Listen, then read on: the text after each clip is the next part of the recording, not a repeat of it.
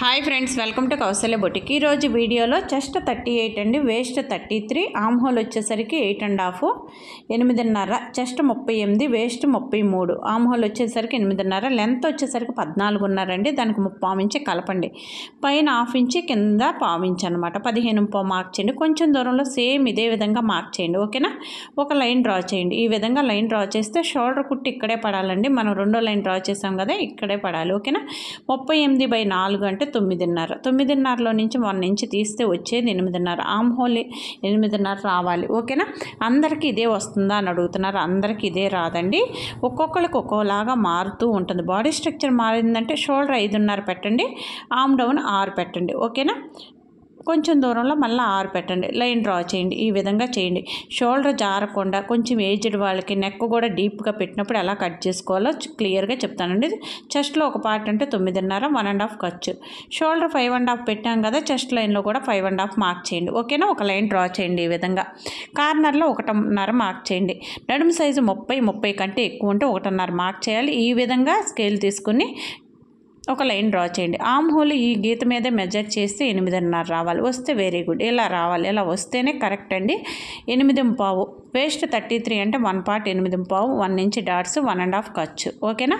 ఒక line draw చేసేయండి, okay. చూడండి, కరెక్ట్గా లైన్ ఈ విధంగానే డ్రా చేయండి. స్టిచ్ వచ్చేసరికి మనం ఫస్ట్ లైన్ గీసిన లైన్ మీదే పడాలండి. నెక్కు వచ్చేసరికి చూడండి 2.5 మార్క్ చేయండి, ఓకేనా. 2.5 మార్క్ చేయండి. నెక్ విడ్త్ వచ్చేసరికి మనకి ఎంత ఉందంటే 6.5, 7 ఇంచులు ఉందండి. 7.5 మార్క్ చేయండి. పావుదక్కు 3 ఇంచులు పెట్టండి, ఓకేనా. ఇలా పావుదక్కు 3 ఇంచులు పెట్టండి. నెక్ పైకి ఉంటుందండి, ఈ విధంగా పెట్టాలి, ఓకే. ఇంకోటి ఏంటంటే ఇంతే పెట్టాలా, కిందకి దించుకోకూడదా అని అడుగుతున్నారు. కిందకి దించుకోవచ్చు అండి, మన ఇష్టము, ఎలా అయినా పెట్టుకోవచ్చు, ఓకేనా. ఎలా పెట్టుకున్నా బాగానే ఉంటుంది. చంకలో కానీ చెస్ట్ పార్ట్ కానీ కరెక్ట్గా పట్టుకుంటే నెక్ ఏమి, షోల్డర్స్ ఏమి జారవండి, పర్ఫెక్ట్గా ఉంటుంది. ఈ విధంగా రౌండ్ తీసేయండి. మార్కింగ్ మీదే కట్ చేస్తాం. ఇలా నెక్ ఎక్కువ పెట్టినప్పుడు, పైకి పెట్టినప్పుడు ఏం కాదండి. కొంచెం బ్రాడ్గా ఉండాలంటే నెక్ పార్ట్కి వచ్చేసరికి కింద 3 ఇంచులు కూడా తీసుకోవచ్చు, ఓకేనా.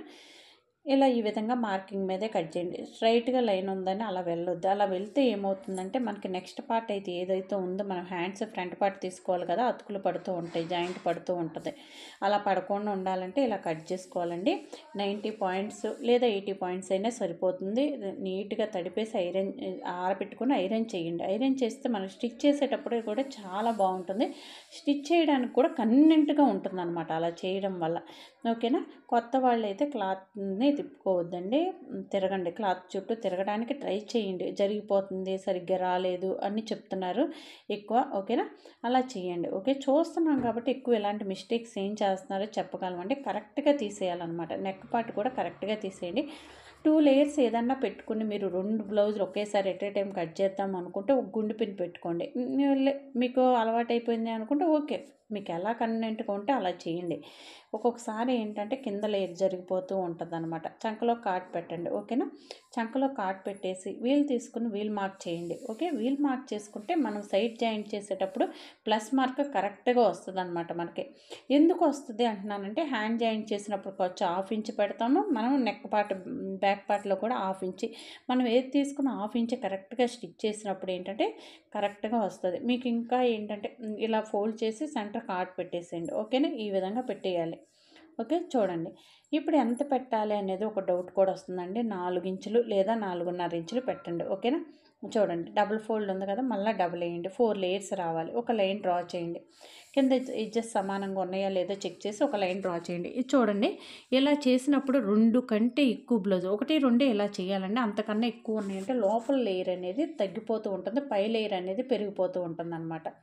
అలా ఉంటుంది. అలా ఉండకుండా ఉండాలంటే మీరు ఒకటే తీసుకున్న బ్లౌజ్ పీస్ కట్ చేసి మిగతా వాటి మీద పెట్టుకోవడానికి ట్రై చేయండి, ఓకేనా. అది పద్ధతి, అసలు పద్ధతి అది, ఓకే. 2 కాబట్టి నేను ఇలా కట్ చేస్తున్నాను, ఓకేనా.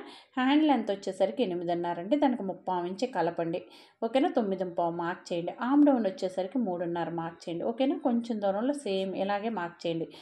ఒకటి దగ్గర 3.5 దగ్గర. టేప్ నేను ఎలా పెడుతున్నానో అలాగే పెట్టండి. అలా పెడితేనే పర్ఫెక్ట్గా వస్తుందండి, ఓకేనా. వస్తుందా అంటున్నారు, కరెక్ట్గా వస్తుందండి, చాలా బాగా వస్తుంది.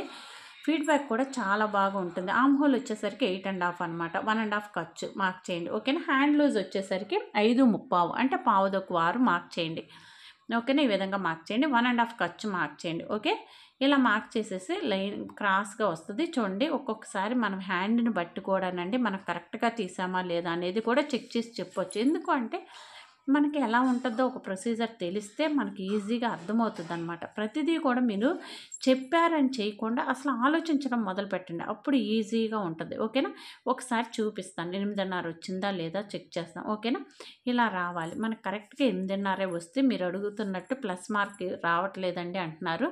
రావట్లేదంటే 8:30 కంటే ఎక్కువ వస్తే ప్లస్ మార్క్ రాదనమాట. ఎక్కువ తక్కువ వస్తుంది. మనం జాయింట్ చేసినప్పుడు కూడా ఎక్కువ తక్కువ చేస్తే అలా వస్తుంది.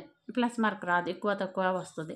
ప్లస్ మార్క్ రావాలి అంటే మనం హాఫ్ ఇంచ్ స్టిచ్ చేస్తున్నామంటే హాఫే చేయాలి. పావు ఇంచ్ అంటే పావు ఇంచే చేయాలి. మన చంకరౌండ్ 8:30 వచ్చింది కాబట్టి హ్యాండ్కి కూడా 8:30 రావాలి. అలా వస్తేనే కరెక్ట్గా వస్తుంది. ఓకేనా.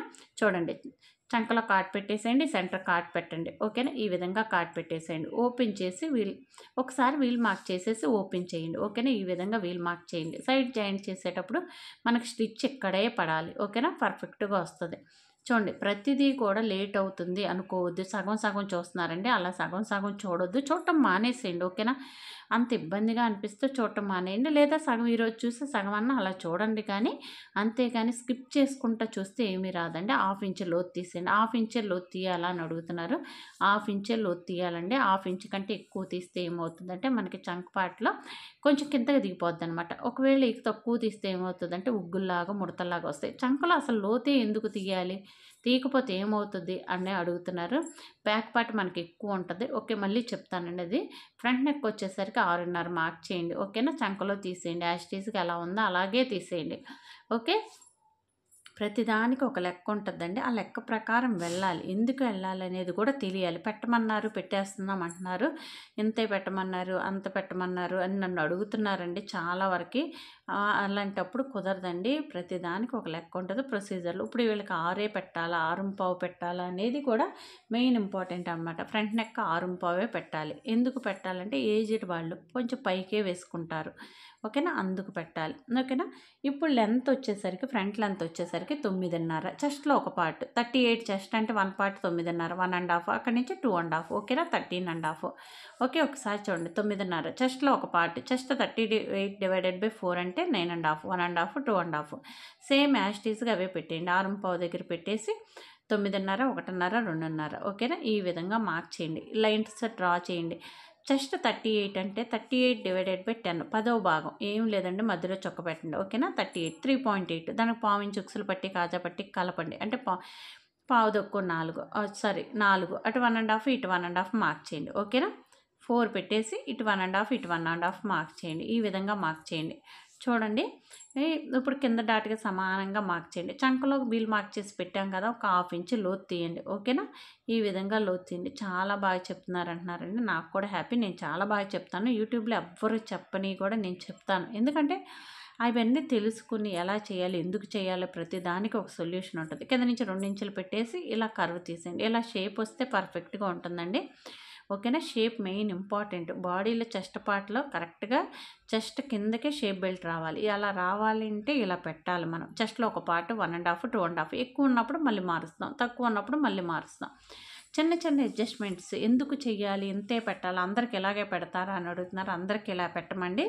సిచ్యువేషన్ బట్టి ఎవరైతే ఉన్నారో వాళ్ళ బాడీ స్ట్రక్చర్ని బట్టి మారుస్తూ ఉంటాం. ఓకేనా. ఇక్కడ కాట్ పెట్టేసేయండి.